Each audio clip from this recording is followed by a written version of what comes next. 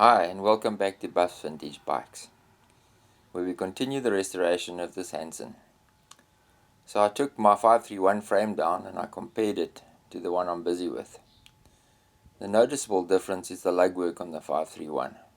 Almost all the joints have decent lugs on them, including the seat stays and the forks, as well as the seat clamp.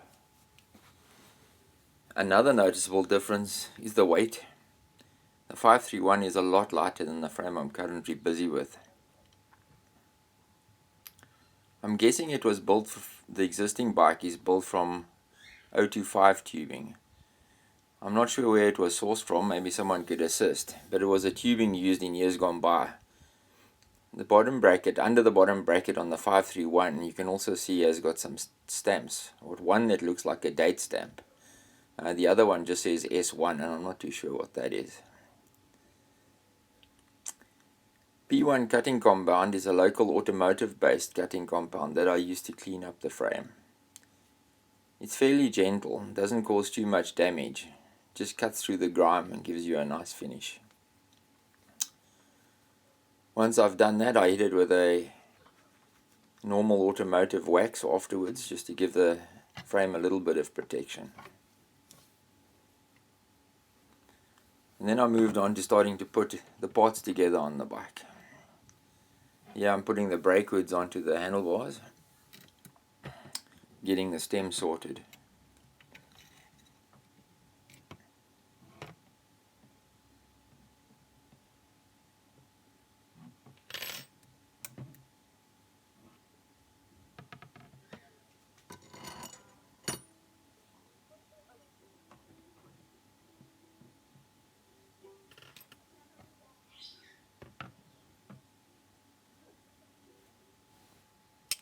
Then I moved on to cleaning up the crank. These are biopaste chain rings running a 52-42, and they seem to be anodized, so I had to be super careful what I was using to clean them. So a little bit of Q20 and a Scotch-Brite pad, gave it a gentle rub just to get rid of the worst sort of grease and grime off of it. But I couldn't rub it too hard because I didn't want to damage the actual coating.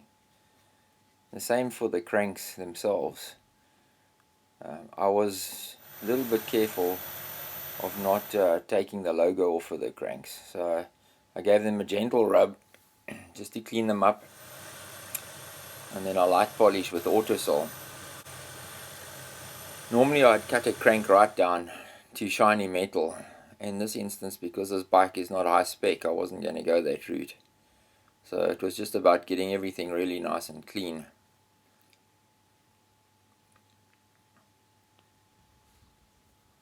Then it was onto the small parts. The front and rear derailleur on this bike were in bad condition. A lot of rust on the parts, fairly badly scratched as well. Had a couple of years of neglect for sure. Most of the cleanup on the small parts is done using a Scotch-Brite pad, either by hand or on the drilling machine. And I also use aluminium foil, or commonly referred to as tin foil. And I most often use Q20 as a lubricant when I'm cleaning this up.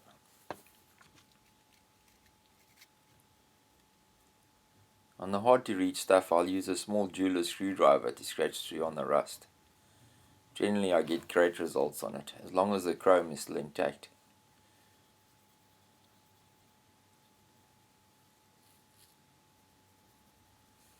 Where alloy is involved, I'll use Autosol. It's my go-to polishing cream and always gives great results.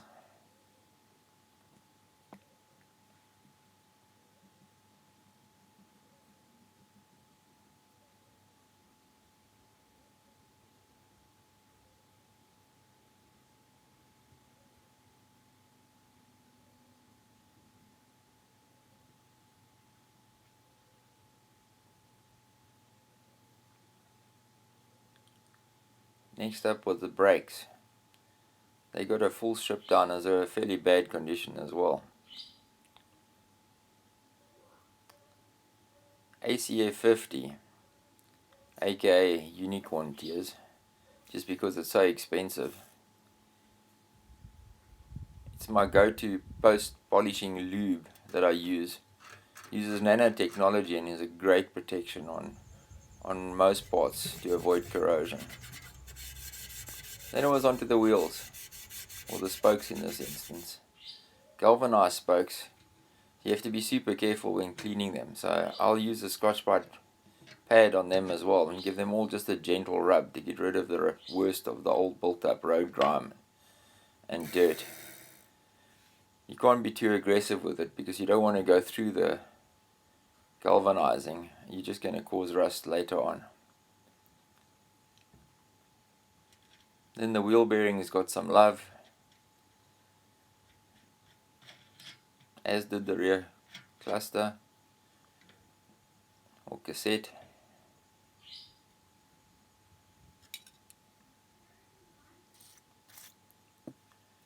Clean up on the skewers followed, using the trusty tin foil and jeweler's screwdriver again.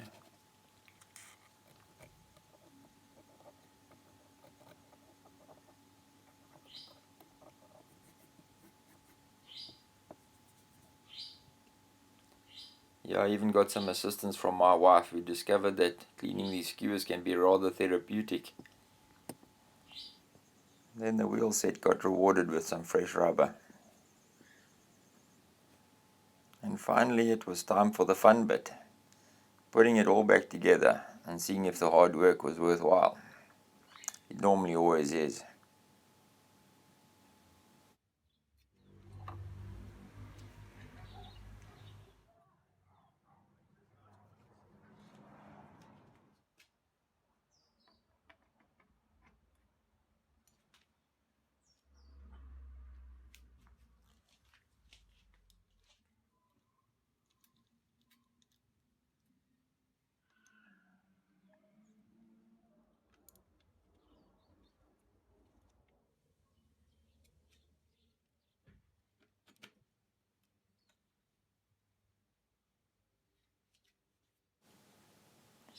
If you enjoyed these first two videos, please do me a favor and like and subscribe to my channel. It'll give me some motivation to continue with this. I'm fast discovering that taking videos and editing videos is more time consuming than actually doing bike restoration. I've plenty more of these projects lined up. I've currently made a start on a Cosmos made from Reynolds 525 tubing. It's lying in the garage in pieces. Just received a fresh spray job, so I'll share that with you next.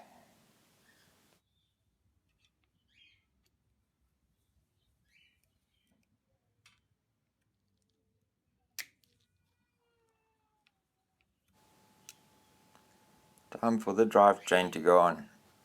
Here I'm setting up the stoppers on the rear derailleur before putting the chain on, just to limit the movement so that I don't have a derailleur going into the spokes.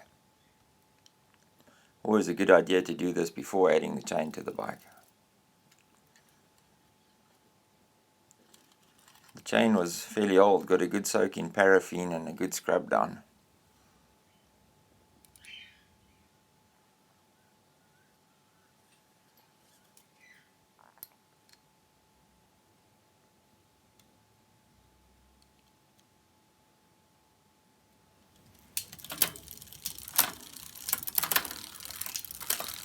Running beautifully once again.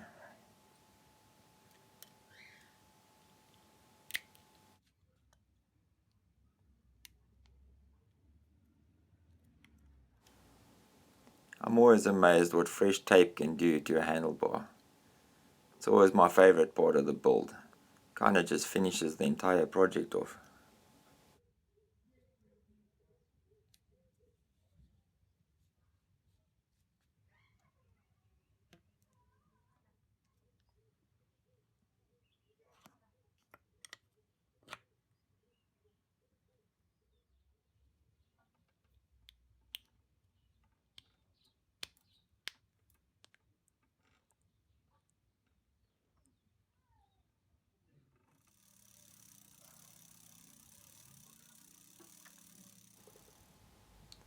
Finally showing off her new clothes.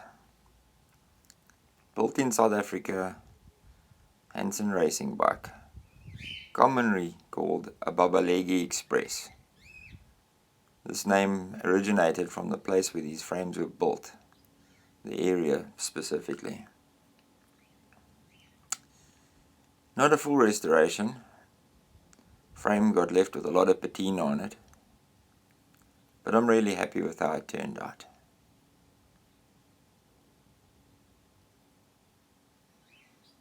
I'll see you in the next video. Thanks for watching.